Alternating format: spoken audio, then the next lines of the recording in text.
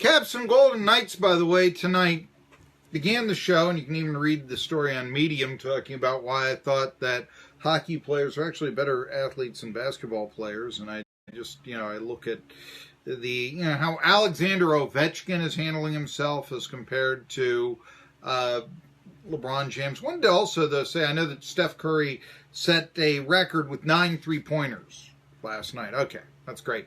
And it brings back the memory of when the, Rockets were 0 for 27 from the 3-point arc. People were saying, why are they continuing to shoot threes and all that? This is the way the game is now.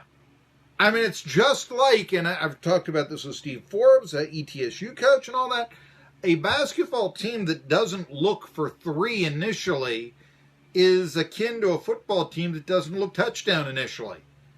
I mean, okay, maybe you get the ball with 20 seconds or so, 15 seconds at midfield down by 2, and you start saying maybe we ought to look, instead of trying to go 50 yards, 20 to set up the game-winning field goal. I'll give you that, okay.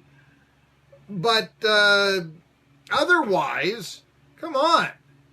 And I kind of think it's the same thing now in basketball. And, they say, why were they taking so many three-point shots? It's like saying my quarterback is 0 for 27. Which would really be a lousy day, wouldn't it? Why are they continuing to throw on 3rd and 10? It's legitimately the same argument now. That's how much the three-pointer has been involved in basketball. Only way I think that you can rectify that, if you want it to be rectified, is to eliminate the three-point shot. I've always said, look, grandmothers can make a three-point shot if they're left alone. May make it 5% of the time, but they can make it. Grandmothers cannot drive the lane on a 7-footer. All right. Told you I was going to tell you about the baseball draft. By the way, we talked about this player, Casey Mize, Auburn pitcher. And supposedly the Tigers are down to Mize, who's listed as, by most people, as the best prospect in the draft. The other guys, Georgia Tech's Joey Bart, Florida's Brady Singer. He's a right-handed pitcher, is Mize. So look for him to be that player selected by the Tigers. Most of the smart money says that's the way it's going to go. Then you've got Joey Bart. He's a catcher from Georgia Tech. Giants could take him. Possible replacement, Buster Posey. There.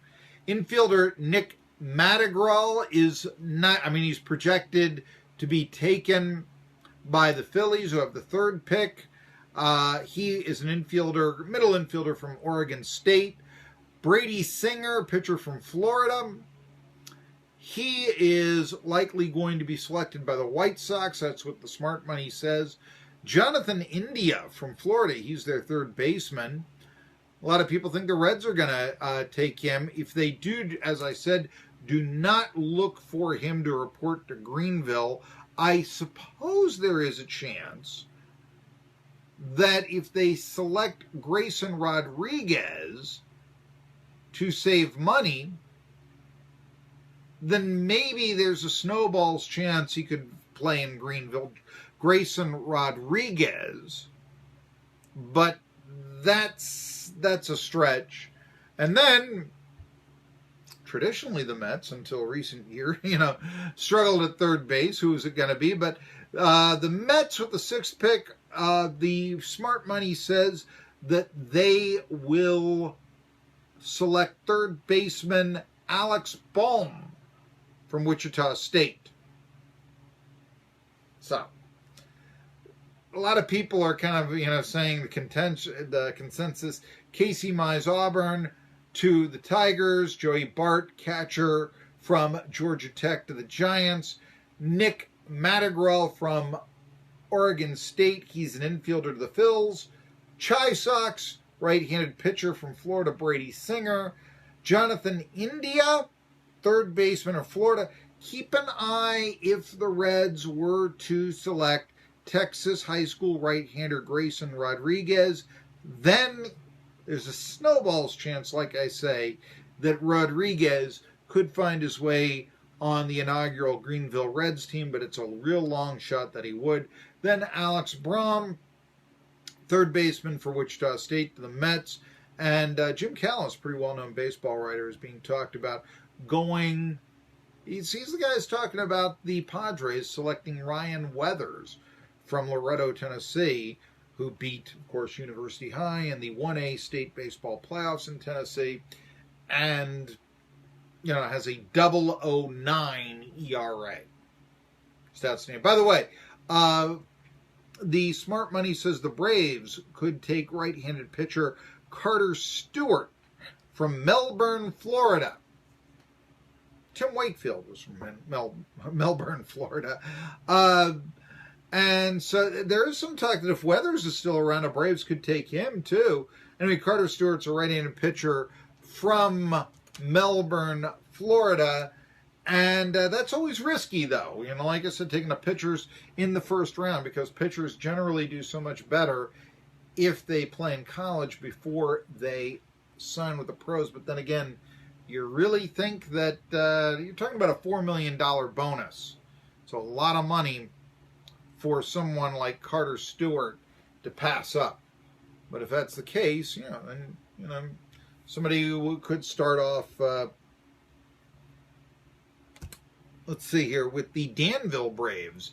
It's happened before. They've sent their first rounder there out of high school. Carter Stewart, could happen. We shall see. All right, when we come back, Ellie Liebman is going to talk to us a little bit about the curious case of Quan Foray. Said he was going to go to Tennessee from Richmond. Thought about ETSU. He's winding up in Louisville. Tri-City Sports Now coming back with that after this. You can watch it on our 1420 NBC Sports Radio Facebook page. It will be on the 1420 NBC Sports Radio Tri-Cities Facebook page. Flip over there now and follow us if you haven't already.